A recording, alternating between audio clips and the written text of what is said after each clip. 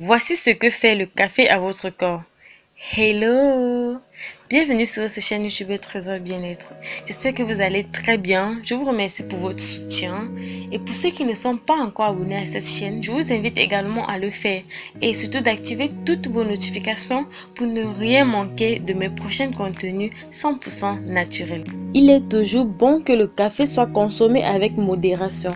Le grain de café est riche en antioxydants et autres substances biologiquement actives qui attirent le corps à libérer de l'énergie.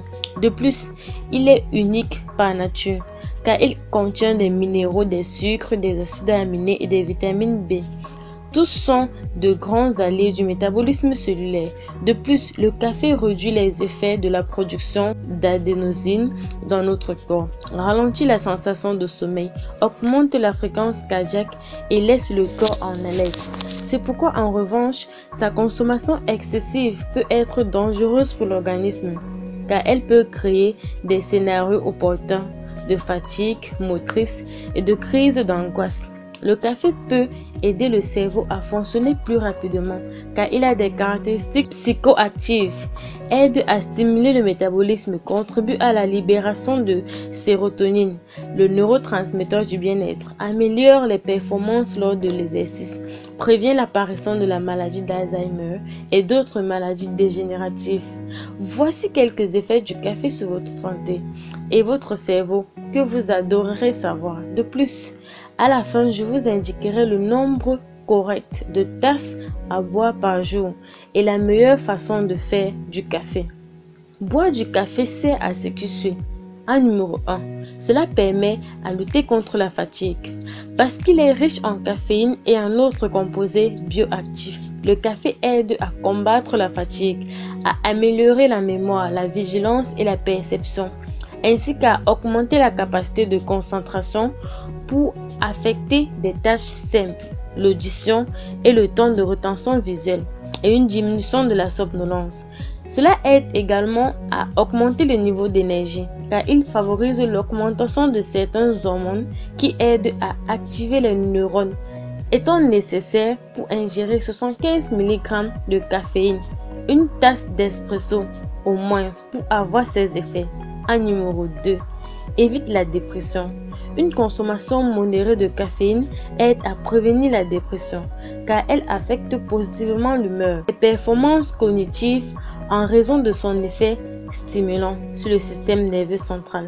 Et la concentration de café est également liée aux habitudes de vie sociale qui favorisent la coexistence avec d'autres personnes et augmentent le bien-être personnel. En numéro 3, cela provient du cancer. Certaines études montrent que le café aide à prévenir certains types de cancers tels que le cancer du sein, la peau, le foie, le côlon et le rectum. Car il contient des antioxydants tels que l'acide chlorogénique, la caféine, des mélanoïdines et des composés phénoliques qui protègent les cellules contre les dommages, les radicaux libres et réduisent l'inflammation dans le corps. En numéro 4, cela prévient et améliore les maux de tête. Le café aide à réduire et à prévenir les maux de tête car il favorise la concentration des artères dans le cerveau, empêchant ainsi la douleur. En numéro 5, stimule la perte de poids.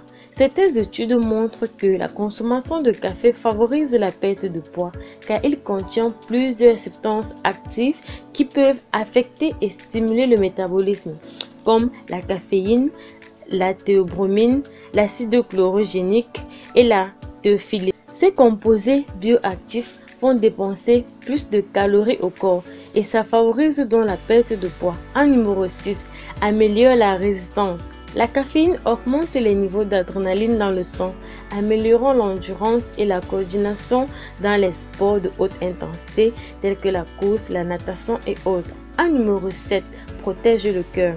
Le café est potentiellement riche en antioxydants et contient des composants anti-inflammatoires qui aident à protéger les cellules contre les dommages des radicaux libres et réduit la résistance à l'insuline, protégeant ainsi le cœur et réduisant le risque de crise cardiaque, ce qui favorise également une augmentation du bon cholestérol HDL qui est considéré comme cardioprotecteur et une diminution du mauvais cholestérol LDL.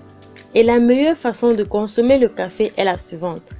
Le meilleur moyen est le café infusé, car le café bouilli contient des quantités plus élevées d'hydrocarbures aromatiques polycycliques, une substance qui favorise les changements dans l'ADN des cellules et l'apparition de la poudre de café. L'ébullition attire plus les substances cancérigènes, ce qui fait que cette boisson bouillie contient 5 fois plus de ces substances que le café infusé. Donc l'idéal est que le café soit filtré en passant l'eau chaude à travers le filtre avec la poudre de café.